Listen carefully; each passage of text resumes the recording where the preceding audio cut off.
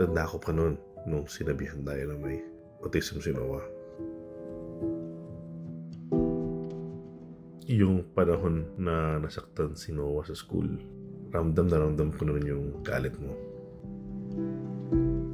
Yung paghahanap ng school para sa kanya, napakahirap nun.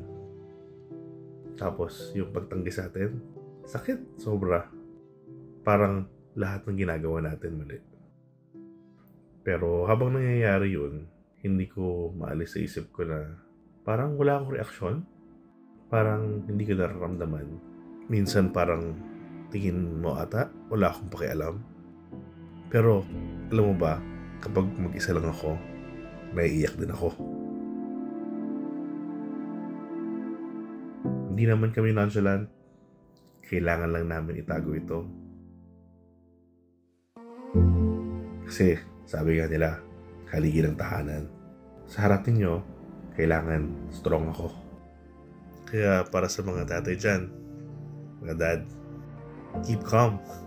Araw natin to. Happy Father's Day. Greetings from Milo Speech Buddy. Download now.